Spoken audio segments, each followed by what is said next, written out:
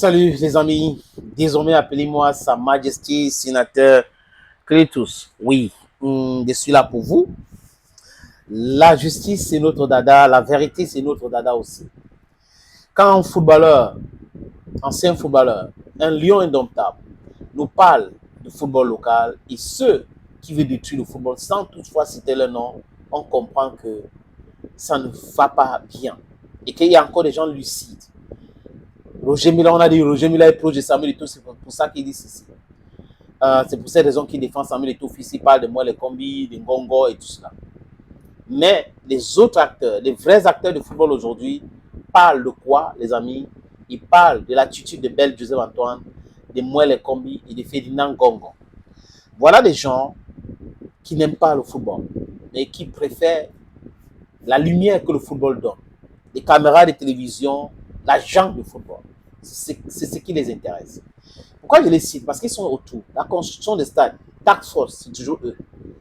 Subvention, c'est toujours eux. Contrôle de différents sports, c'est toujours eux. Les mêmes gens. Et on attend l'audit. Jusqu'à présent, rien pour savoir. Parce qu'il y a eu des scandales et scandales. Les amis, Isaac Sincotte, c'est un lion indomptable. Il a joué avec les lions indomptables. Il était en Cannes 84 en Côte d'Ivoire. Il était aussi aux Jeux Olympiques. Il est un très bon footballeur. Et il ne parle pas beaucoup. Vous n'allez pas entendre Sincotte Isaac parler. Non, il ne va pas parler beaucoup. Mais on ne va pas oublier aussi qu'on a certaines aînés. C'est très important. Ça n'a rien à voir avec Sincotte Isaac. Quand ils arrivent au sommet, ils enlèvent l'échelle pour que d'autres personnes ne grimpent pas.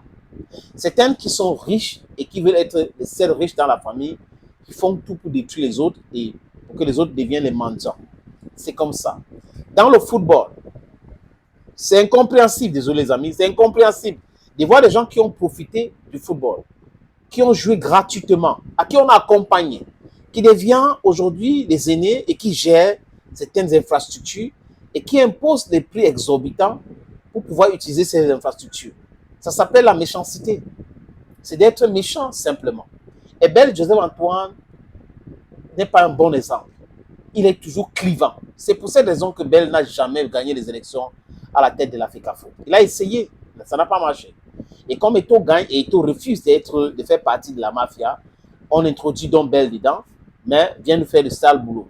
Le sale boulot sur les infrastructures construites par l'agent de contribuables camerounais, gérées par les politiciens, qui n'ont même pas donné 100 francs. Oui, parce que la plupart de ces gens-là ne payent même pas les impôts. Ils n'ont pas déclaré leurs biens. L'article 66 de la Constitution, le décret d'application est où?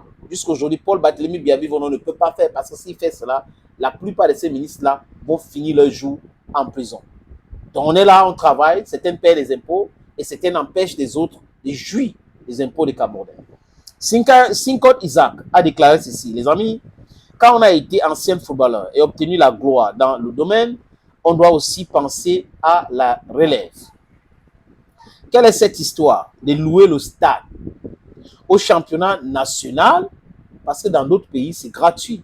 Vous voulez développer le football local, vous louez le stade, le championnat local. L'argent là va venir d'où? Ça tue déjà l'engouement et le talent du footballeur. Un stade qu'on a loué cher pousse le billet à augmenter. Donc, quand le prix est cher, qui va venir donc regarder le match? C'est la question qu'il pose. Un footballeur se meut devant son peuple, venir nombreux, mais un stade cher et presque vide ne donne pas au footballeur le courage de prouver tout son talent. Je suis absolument d'accord avec Sincotte Isaac. Et continue. La location de stade en elle-même n'est pas une mauvaise chose. Mais baisser les prix pour redonner au football sa saveur des décennies passées.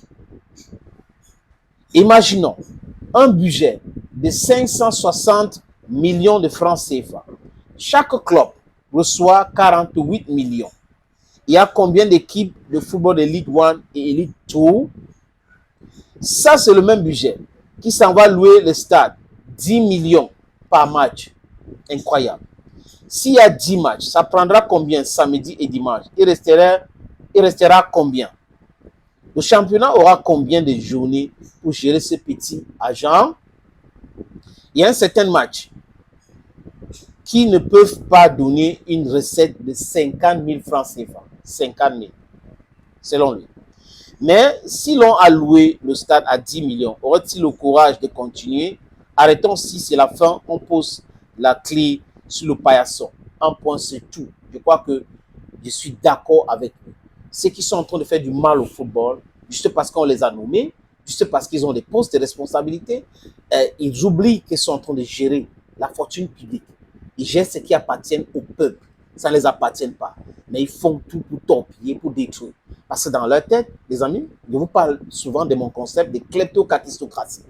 C'est des gens qui sont des pilleurs, de voleurs et qui sont des incompétents. Quand vous mélangez les deux, un voleur qui est incompétent, ça donne un cocktail Molotov, très explosif. Ils font se dire, pourquoi est-il en train de vouloir bien faire? Nous, on a travaillé, on n'a pas pu arriver là-bas, et lui, il est en train de bien faire comme ça. Non, on doit tout faire pour torpiller. Voilà ce qui les anime. Les amis, n'oubliez jamais, désormais appelez-moi Sa Majesté Sénateur Clétus. Bye bye for now.